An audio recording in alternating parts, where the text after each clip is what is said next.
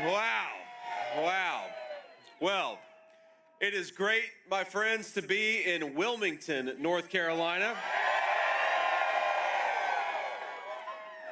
And it's great because we're going to win Wilmington. We're going to win the state of North Carolina. We're going to make Donald Trump the next president of the United States. So I'm going to tell you something. I bet very few, maybe no one knows this, that I actually was an extra in a TV show that was filmed in Wilmington, North Carolina. Did you ever see the show One Tree Hill? That was filmed here, right? I remember when I was in the Marine Corps. Semper Fi to all the Marines out there. I know we got a lot of Marines here. But they showed up one day and they said, all right, we'll feed you and we'll pay you $300 to be an extra in One Tree Hill. So that was my exposure to Wilmington. It's good to be back, and it's good to be back as your vice presidential candidate. And my friends, we're going to win this race. I'm telling you, we're going to win this race. Aero.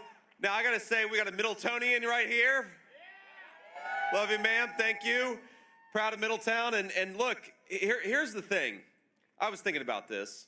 I saw Tim Walz's plane this morning. No. I got to tell you, I feel bad for Tim Walz. Because think about it. Tim Walz has got to defend the record of Kamala Harris, and I've got to defend the record of Donald J. Trump. That's a hell of a record to run on.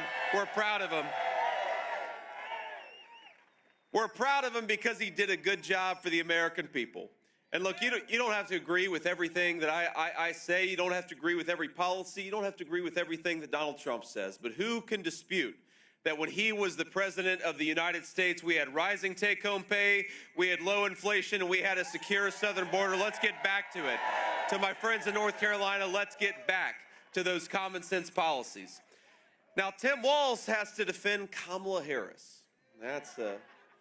He's got the toughest job in America. He's got to defend the record of Kamala Harris. And I don't know if you noticed, but when Kamala Harris goes out there running for president of the United States, she pretends that she's never even met Joe Biden. She runs as far away from Joe as she possibly can. You would think that she had never even seen the president of the United States, and yet she is the sitting vice president, who's not just the sitting vice president, but bragged for years that she was the last person in the room before Joe Biden made so many of the disastrous decisions that increased the cost of groceries, increased the cost of housing, opened the southern border.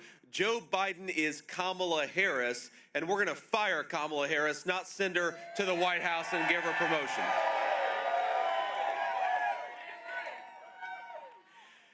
Now, I will say Kamala's making it a little bit easier for us, my friends, and I think she's the only candidate who's ever run for president where every time she opens her mouth, we gain about 100,000 votes on the other side.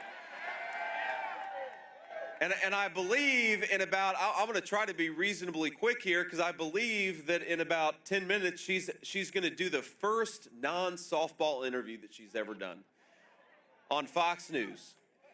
Now, of course, President Trump and I, we do non-softball interviews every single day because we think that's what you ought to do.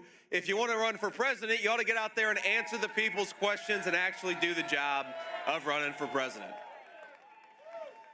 And you'll hear people say, they'll say, well, Kamala Harris has given more softball interviews lately. And I say, well, the problem with the softball interview is that you still got to be able to hit a softball. And I see the great Attorney General candidate and the great Congressman Dan Bishop in the audience. Dan, stand up and say hello to folks. And Dan, I was thinking this. Kamala Harris, she can't hit a softball. She can't even hit a t-ball. And I think that's the problem here. Is the reason she does so bad in these interviews is because her record is so bad for the American people. And let's just think about this. In the state of North Carolina, we've got people who are paying $1,000 more a month thanks to her policies to afford a life that they could have afforded when Donald Trump was president. Nothing good about that. Thanks to Kamala Harris's policies, this country, this state, and this community have been flooded with millions upon millions of illegal aliens. And, you know, not just flooded, but Kamala Harris has welcomed them with open arms and then said, if you make it into this country illegally, she wants to give you free Medicare and free housing. And you know, our message in the Trump campaign is just a little bit different. Our message to illegal aliens is, if you came to this country illegally, pack your bags, because in 4 months you're going home.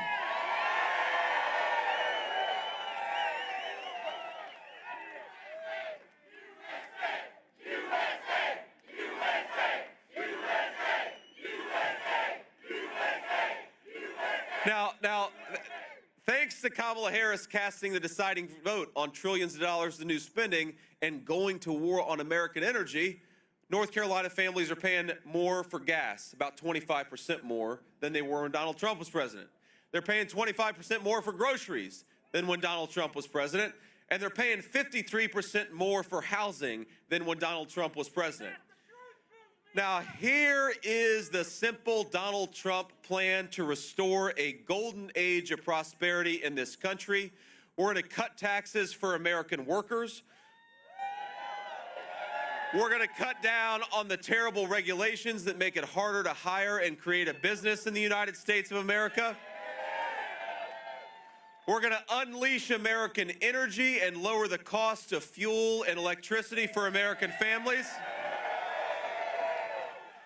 And we are going to make it harder for companies to ship American jobs overseas. We're going to create prosperity right here in North Carolina and all across the United States of America. Because for too long, we've had leaders like Kamala Harris, and again, she has been in office for 1,400 days. We have leaders like Kamala Harris who would like to reward companies for shipping jobs overseas instead of creating good American jobs right here at home. And perhaps the worst of all of Kamala Harris's policies is that she wants to tax you and tax your friends and family and pay people to buy electric vehicles made in China. And you know what Donald Trump and I think? We think you ought to be able to drive whatever the hell you want to, because this is America and we want to support American automakers. Now, you know, one of the things the media doesn't like to talk about, even though it's as plain as day, is that we have a housing crisis in this country because we've got millions upon millions of people who shouldn't be here in the first place. Now, this is just common sense. Think about this. If you let in 25 million people into the country illegally, people who have no right to be here, you got to put them somewhere. They got to have housing somewhere. And if you take away housing that ought to go to American citizens, what are you going to do? You're going to have what we have in this country today, which is that young people can't afford to buy a home.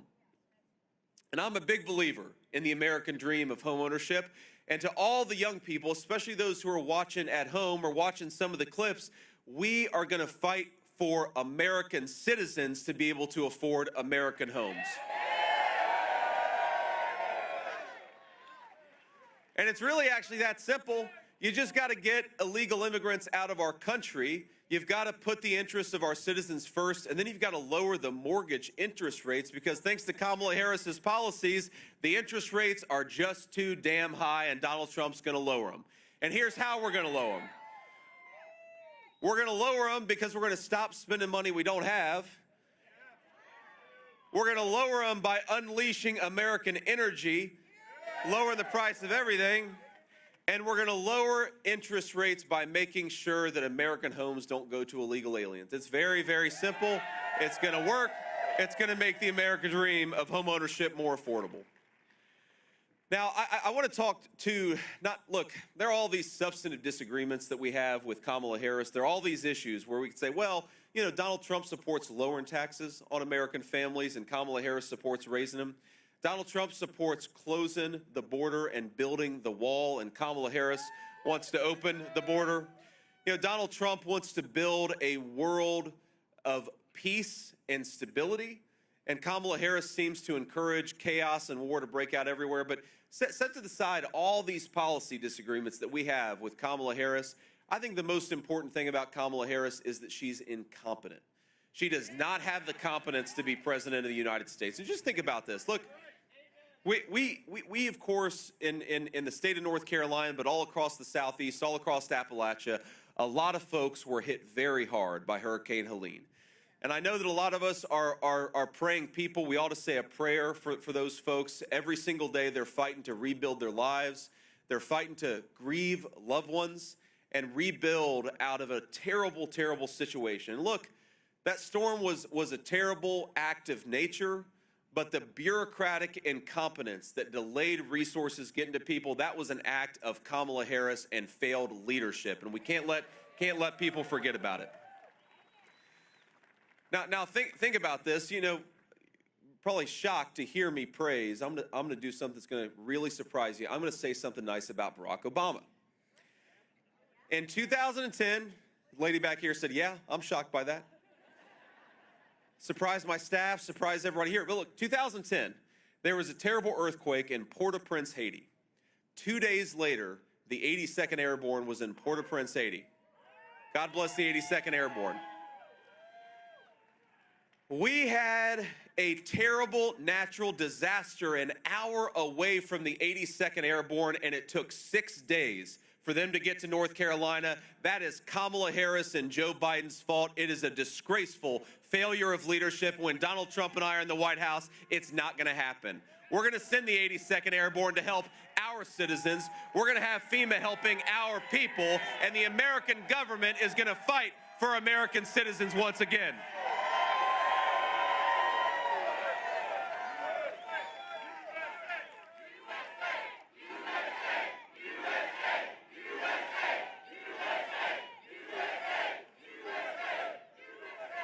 And here's the thing. There's a lot of crazy stuff out there on the internet. I actually don't think that it was some malicious intent that made FEMA as unresponsive and delayed the critical deployment of the 82nd Airborne. I think it's just because people are incompetent. Joe Biden was on the beach, probably didn't know where the hell he was. Kamala Harris was at a San Francisco fundraiser, but the critical test of leadership comes in a moment of crisis. And at that moment of crisis for the people of North Carolina, Kamala Harris wasn't doing her job. I promise you that Donald J. Trump will, and he'll fight to do his job for you every single day.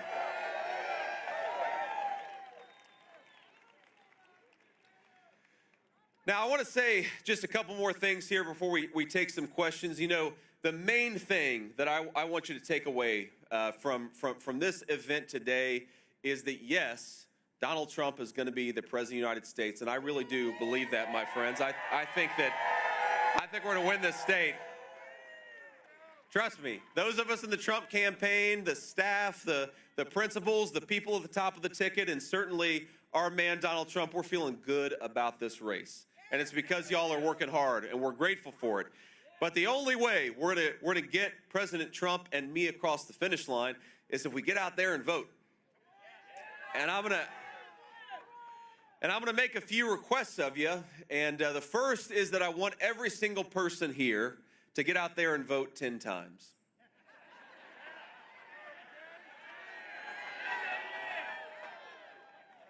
Now, some of y'all are shifting uncomfortably and saying, well, we don't do that. We only vote once. That's what Republicans do.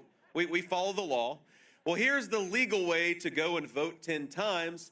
Take yourself and then take 9 friends and family to the polls. And that's what I want all of us to do. And look, I know, this is true of every single person out here, including me. We've got people in our lives who are smart. They're common sense people, but they don't really pay that close attention to politics. And we got to motivate them. We got to encourage them to say that even if they don't care that much about politics, politics cares about them. And if we don't get Donald Trump back in the White House, this terrible affordability crisis and the terrible crisis at the southern border is going to continue. So let's get our people out there. Even the ones that don't care about politics, maybe especially the ones that don't care about politics, we got to make sure they get out there and vote. That's number one. Number two. Now, again, I'm going to talk for a little bit longer, then I'm going to take some questions from the press. But number two, whether it's now, whether it's 5 minutes from now, whether it's 10 minutes from now, I want each of you to take out your phones, take a photo of this event, take a photo of that beautiful airplane with Trump Vance on it. And Hey, I got to tell you, growing up in a working class family raised by my grandmother, it is pretty wild to be flying around in a plane with your name on it. That's pretty cool. A great testament to the American dream and the possibilities of this country. But take out your phone, take a photo, and whether it's texting a lot of people, emailing a lot of people, send that photo, social media, x.com, Facebook, whatever you use, post it and talk about why you're voting for Donald Trump for president. Because think about it, I don't know exactly how many people we have here. I mean, it looks probably around 1,000 people. If every single one of us reaches 100 people, think about it. That's 100,000 people that would not have heard the pro-Trump message. And trust me, they're not hearing it from the corporate media, so they've got to hear it from us. We have power. We have an ability to reach people. We just got to use the tools that God has given us. And luckily, in this era of great communication, we've got a lot of tools to get the message out about why we need to support Donald Trump. Here's the third thing and the final thing I'll ask you. I want you to go to this website, and I want to make sure I get it right here. It is swampthevoteusa.com, and I'll repeat that, swampthevoteusa.com. That's a website that we built so that people can check their registration, check where their polling location is. Maybe they can request an absentee ballot. Maybe they're going to vote early. Maybe you're going to vote on Election Day. Just get out there and vote before November the 5th. That's it. That's the deadline, right? And look, I'm one of these people who I don't like election season. I like election day. But as Donald Trump would say, it is what it is. And if we're going to have a long election season, then Republicans have got to take advantage of that stuff as much as Democrats are. And that's exactly what we've got to do, my friends. Get out there, make your voice heard, and that is how we're going to make Donald J. Trump the next president of the United States.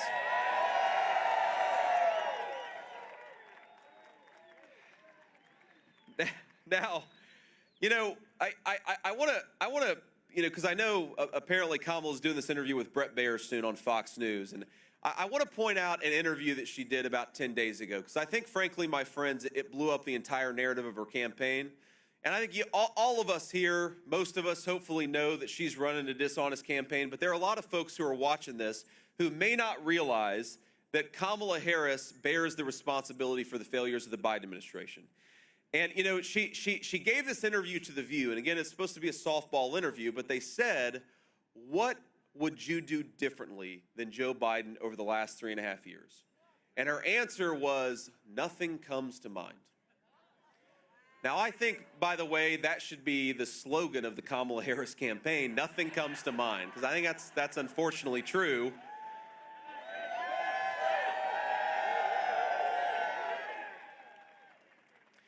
But think about this. After running on the idea that she would lower prices for American citizens, nothing comes to mind that she would have done differently. After talking about how she's going to restore peace and stability in a world that has been ripped apart by war and chaos, nothing comes to mind that she would have done differently. After 94 executive orders that opened the border and flooded our communities with fentanyl, nothing comes to mind that she would have done differently. If nothing comes to mind that she would have done differently over the last 3.5 years, then we need to get the real candidate of change, Donald J. Trump, back in the White House to restore peace, restore prosperity, and restore common sense to the United States of America. So here's what we're going to do, friends, and I'll take some questions. Here's what we're going to do. When we make Donald Trump the next president, we're going to make groceries and housing more affordable. When we make Donald Trump the next president, we are going to secure the southern border and stop the Mexican drug cartels from waging war on our country. When we make Donald Trump the next president, we are going to make the American dream affordable for American citizens again. And when we make Donald Trump the next president, we are going to usher in a golden age of American prosperity for the state of North Carolina and the people all across this incredible land. Let's go get it done, my friends. Get out there and vote. Make Donald Trump the next president. The country needs it, and we're going to fight for it every single day. God bless you all. 19 days to go. Let's make it count, and let's get our man across the finish line. God bless you all. Thank you.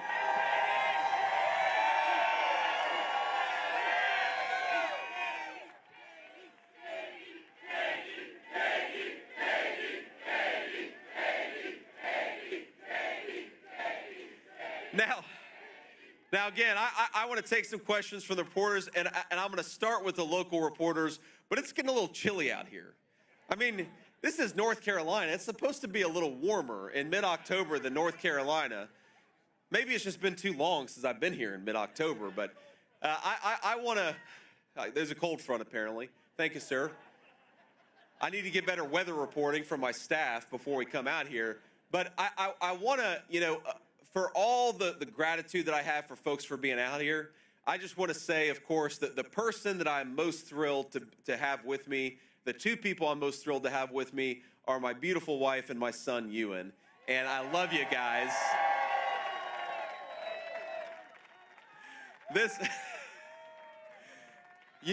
Ewan is sitting over there with a blanket over him saying, why the hell did I agree to come with Dad on the plane today?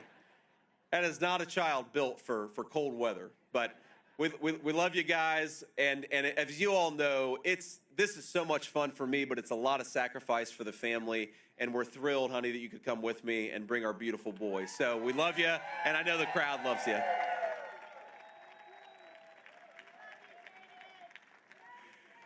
So what I'd like to do is start with the local reporters, and because it's pretty chilly, we might only get through 3 or 4, but we'll try to do as many as we possibly can. Let's start with the first question. Welcome to Wilmington, Senator Vance. Thank you, sir. My first question for you is, now, our dock workers recently went on strike asking for higher wages and protection against automation. What will your administration do to make sure these workers are confident in making this temporary agreement a permanent and acceptable one? Yes, sir. Well, look, we love our dock workers, and I wouldn't be surprised if we have some dock workers just in this audience right now. The reason the very simple reason the dock workers went on strike is because the dollar just doesn't go as far as it did 3.5 years ago.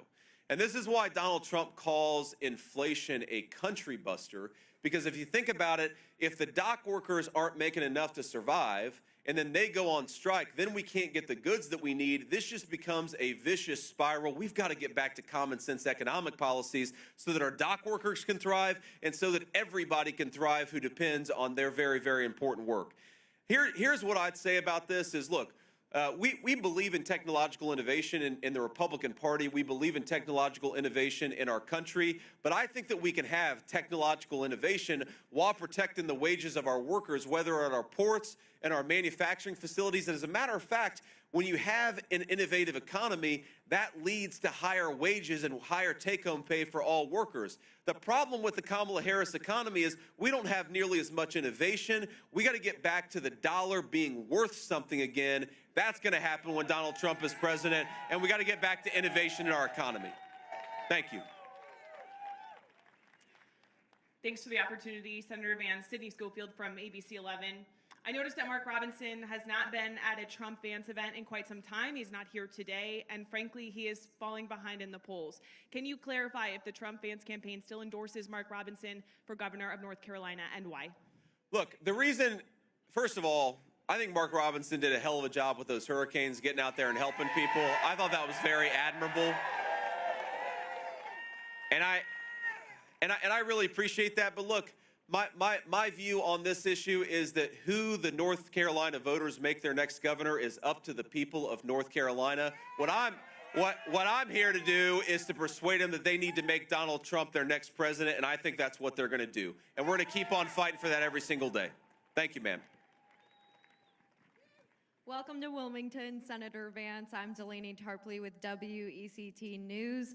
Law enforcement recently arrested an armed man for threats made against FEMA workers in Rutherford County. I'm just wondering if you have a comment on the threats made against the men and women who are working to help victims and counties recover from Hurricane Helene. Well, first of all, look, we of course condemn threats of violence. I think it's disgraceful to threaten violence against anybody, especially relief workers. And we got to remind people that our criticism here is not for the FEMA workers on the ground. It's the broken political leadership in Washington. Why? Think about it. FEMA is the Federal Emergency Management Agency. That's what FEMA stands for. why is the agency that is set up to help American citizens in the face of disaster spending billions of taxpayer dollars resettling illegal immigrants? It ought to focus on its core mission.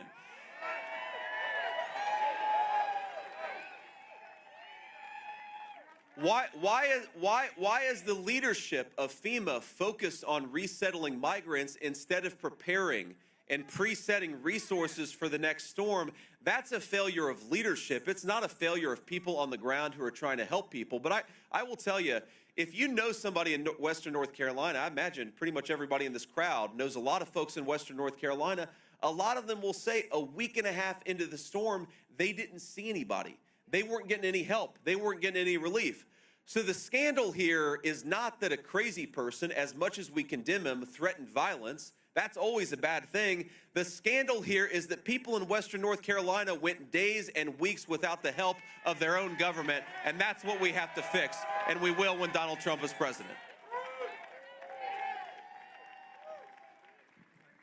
Next question. Thank you, Senator. I'd love to hear more about the One Tree Hill moment, but for another day. I wanted to ask you about what you had said earlier in Pennsylvania about the 2020 election results. You've been asked that on the debate stage with Walls, and then again in the New York Times interview 5 times, and by other reporters. Yes, look, ma'am, look, my answer on this, and I answered this question a million times when I ran for the Senate, the 2022 Republican primary. I've answered this question in the 2022 general election. I've answered this question 10 times recently. I think that big tech rigged the election in 2020. That's my view. And if you disagree with me, that's fine. What? You answer it now. I'm sorry?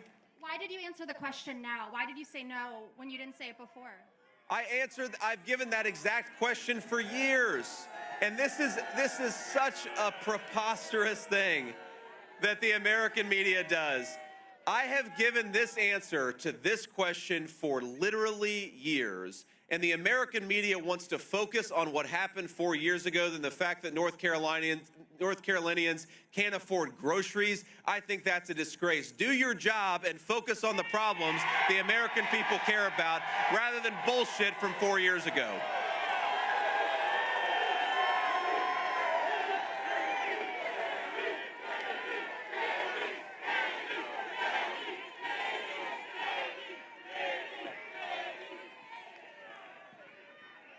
And look, I honestly, my friends, I'm sure there are as many opinions about what happened 4 years ago as there are people in this audience. I really, if you disagree with me on an issue, or you disagree with me about what I just said, or you disagree without a particular policy view of the Trump administration, that's fine. Because I believe in the United States of America, it's okay to disagree. What I think that we're all united on is that we need to get Kamala Harris out of the Oval Office so that Americans can afford to live a good life again. Hi, Senator. It's Kit with CNN. I wanted to ask you on Friday. Hey. It's all right. No, it's all right. I always joke. Kit's actually, she's actually one of the good CNN reporters. They do exist. But, Kit, I always wonder when I say that if you're actually welcome back in the newsroom at CNN, because I actually said something nice about you. Well, there you go. I spend more time in the field, so well, that's good. That's good. Anyway, on Friday at your event, you said that the Attorney General job, it would be the most important role. That's right. After president, of course. Who do you want to see in that role, and what do you make of Trump's former appointments?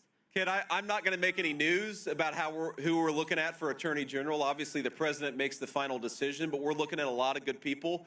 The reason that I said that, Kid, is very simple. And obviously, this is a little bit of a hit to my ego. I'd like to say that the person who's most important after the president would be me. But honestly, I appreciate that. But, look, what we've seen out of the Department of Justice in the last 4 years in this country, I think is such a disgrace, and we've got to do better. We really have to. And I really believe, and one of the fundamental principles of our country is equal justice under law. You've got Catholic pro-life fathers of 7 arrested like a common criminal for exercising their First Amendment rights peacefully. You've got government bureaucrats encouraging big technology companies to censor their fellow Americans. You've got people who are protesting peacefully at their children's school board meetings, and then an investigation is launched into them, right? Everybody focuses on corruption at the DOJ and focuses on how that's affected, President Trump and some of his close advisors. That obviously matters. But the federal government weaponizing law enforcement to go after common citizens, it is a disgrace, and we have to stop it. And that's why I think it's so important that we get a good attorney general. Senator Vance, I have one more question. By the way, Yes, I'm sir. Keelan Berrien with WWAY News here in Wilmington. Thank you, sir. Of course, our hearts and prayers go out to those in Western North Carolina, but here in that area, we go through a lot of flooding as well, too, Of course. especially after heavy flooding events. So what can the federal government do to assist state and local governments and residents preparing and recovering from flooding events that's happened, from an unnamed storm? Yes, sir. Well, look, a really good question, and I think the most important simple answer, and I'll expand upon it a little bit, is we got to have competence back in government. When these crises happen, you just need somebody who's actually paying attention, who's focusing, who makes sure the resources go to the people who need it. You can't have a government where nobody's actually in charge, and unfortunately, that's what we've got way too much, thanks to Kamala Harris's leadership. Two things in particular. Look, when you have a crisis like what happened in Western North Carolina, but obviously, this part of the state has been affected, as you said, by a number of storms too. You've got so many different bureaucratic agencies. One of the things that you've got to do is just have a leader who's saying, all of you are empowered to save lives, to rescue people. Go get to work and cut out worrying about the red tape. That's a big part of what you need, is that empowerment of some of these local responses. A second thing, and this is a big issue in North Carolina, probably a bigger issue, frankly, in Florida and Georgia, but it's an issue all across the Southeast, is insurance is getting way too expensive for a lot of our homeowners. This is a big problem. A lot of our, not just homeowners, but also, folks who are getting car insurance. I think that we could do a better job of lowering car and home insurance rates, and again, making that American dream of owning a home, of owning a car, more affordable for more of our citizens. I think that's one of the best ways, because of course, one of the ways that people really struggle in the wake of these disasters is if they don't have the right home insurance policy. We've got to make smarter policy choices so that people get the insurance they need. And I'll do one more question here, and then we'll hit the road.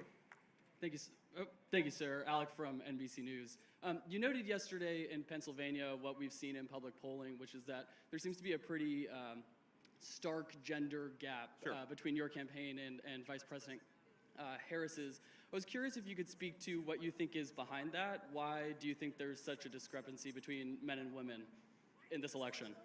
Well, first of all, I will say that, look, there's clearly a gender gap, but I think it's not nearly as big as the polls say it is.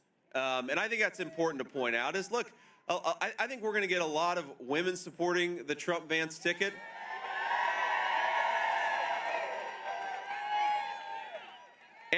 And of course, a lot of men too, because we're united for common sense.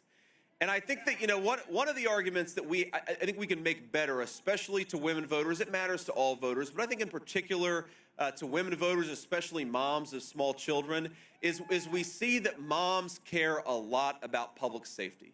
They want to be able to take their kid walking in their neighborhood at 9 o'clock at night without the fear that they're going to be mugged, or without the fear that an illegal alien who shouldn't be in this country is going to commit some violent assault. We got to get back to public safety. And I think that, the FBI, it looks like, just released some updated crime numbers, which suggested crime was higher than they previously let on in 2022. I'm shocked by that. Just kidding. But look, what's so interesting about violent crime is it is a very small number of people who commit the gross majority of violent crimes in our country. What President Trump and I want to do is empower law enforcement, lock up the violent criminals, make our streets safer. And I think that's a message that works with a lot of women voters, and that's what we're going to keep on talking about. All right. So, one more time, the third time I've said it, and I'm sick of it. swampthevoteusa.com. Swampthevoteusa.com. I see some folks have my book. I'm sorry I can't sign them because we gotta hit the road, but it's available wherever bookstores are sold. So just know that. But here's what I want to say, and I know that it's easy to get frustrated with the policies of Kamala Harris. I certainly do. It's easy to get frustrated with the fact that she apparently doesn't even care about public policy and governance. That's why she gives these word salad answers to all these questions. Like, I just want somebody competent who cares about this country to be its next leader, and that's clearly not Kamala Harris. But what I'd ask you is to not let our frustration at Kamala Harris blind us to the fact that this is still the greatest country in the history of the world, and we ought to be proud of it. And